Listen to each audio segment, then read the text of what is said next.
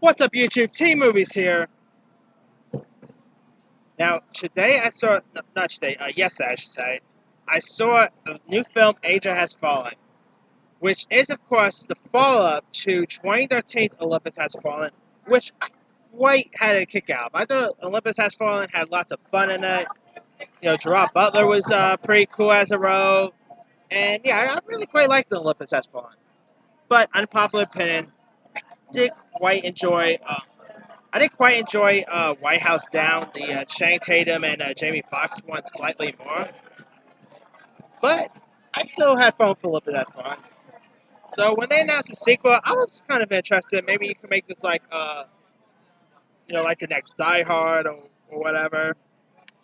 But London Has Fallen was horrible. I thought it was a major disappointment. I thought it was flat out terrible, and so I was tad looking forward for Angel Has Fallen because I did like the trailers that got released. I thought the trailers looked pretty decent. Sad to say, just like London Has Fallen, Angel Has Fallen was awful. Now, I admit it wasn't as bad as London Has Fallen because London Has Fallen is definitely still worse, and it's not as much of a train wreck as most of Gerard Butler's other recent work. Like, it's no Gods of Egypt. It's no, what was that submarine movie he did last year, which is already forgettable? Oh, yeah, Hunter Killer. It's not Hunter Killer, but still not so good. Like, this time around, Mike Benning, played by Gerard Butler, it's now this time around we have a new president who's played by Morgan Freeman, who of course was the vice president of Aaron Eckhart's president role, but I guess Aaron Eckhart actually said no to something, so Aaron Eckhart didn't appear in this. So it looks like Morgan Freeman ended up stepping in to be the new president, and while the president and Mike Banning are on like a fishing trip, there ends up being a terrorist attack that pretty much puts the president in a coma, and it turns out that Mike's DNA is on the crime scene and all. So he pretty much becomes the prime suspect, and so pretty much the hero becomes the fugitive. It's kind of sort of like the fugitive with Harrison Ford and Tommy Lee Jones. It had a bit of that feel to it, but this movie, like, I found it to be pretty boring at times. Some of the storylines didn't hardly make any sense. It was also predictable. I mean, like, you could literally know who the bad guy was just by just by watching the towards the beginning of the movie. You could easily tell who the bad guy was very easily. And yeah, I mean, sometimes I'm okay with predictable movies, but this one was just way, way too predictable. And shame too, because the film was directed by this director named Rick Roman Y, who also did a great job with that film Snitch, which had The Rock in it. I thought that was pretty good. So that was actually one reason why I was still looking forward for this, despite London Has Fallen not being terrible. But man, the script of this was also pretty laughable. You had Nick Nolte, who plays Mike Banning's. Nick Nolte was in this, and he plays the Mike Banning's dad. Nick Nolte, I think he had some funny lines, but he still sort of phoned it in pretty bad. And I thought, yeah. But now I will go to some of the positive. This movie did have some laughs in it.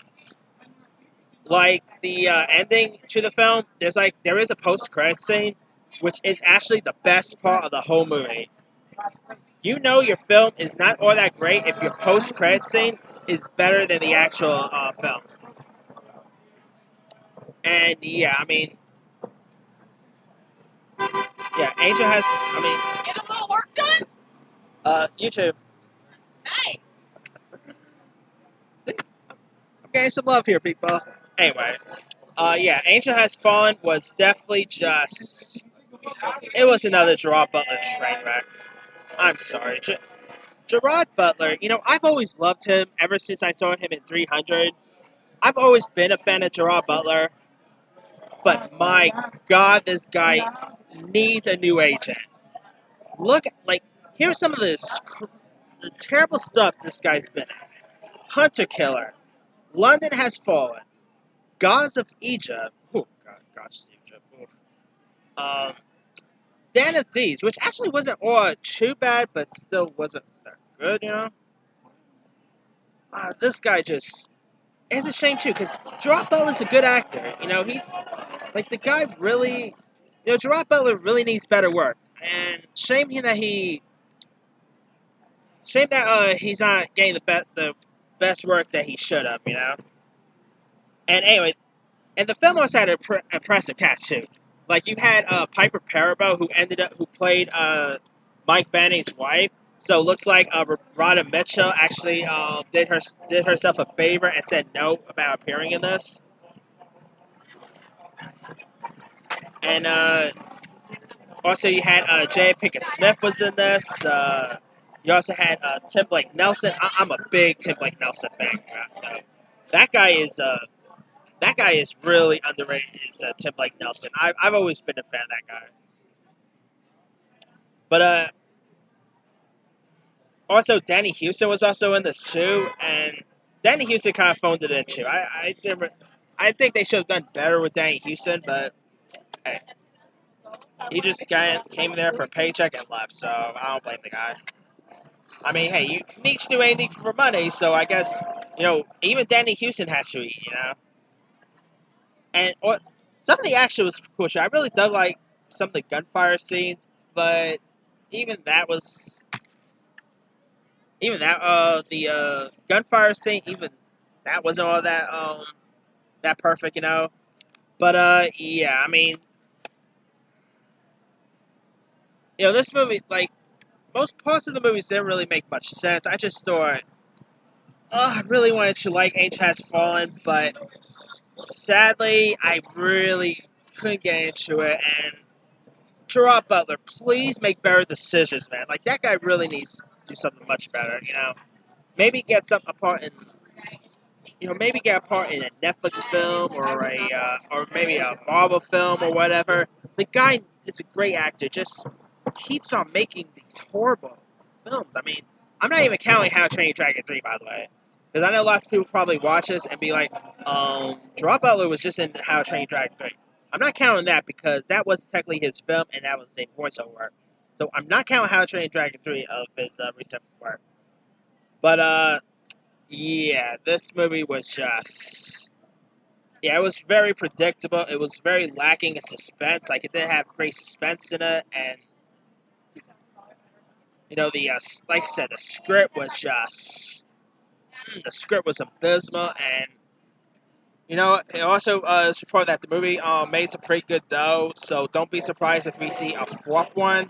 Which, I rarely say this. I hope to God we don't see a fourth film. That's how bad this is. If this movie is so bad, I just hope they don't make another one. Like, yeah, but ooh, cool. Anyway, now I'm exaggerating. Angel Has Fallen isn't like the worst movie I saw this year. Like, it's no probably the worst movie I saw this year so far is The Kitchen. It's no The Kitchen. It's no Hellboy. It's no it's no After or The Hustle. It's nothing like those films.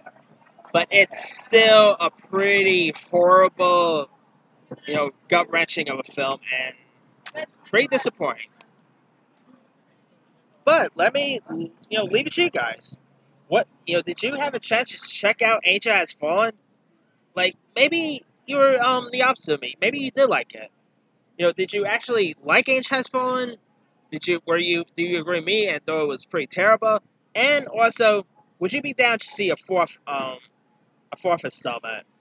And also, what are your thoughts on Gerard Butler, by the way? Drop comments below. Don't forget to like, subscribe, hit that bell for more notifications. This here is T Movies signing off.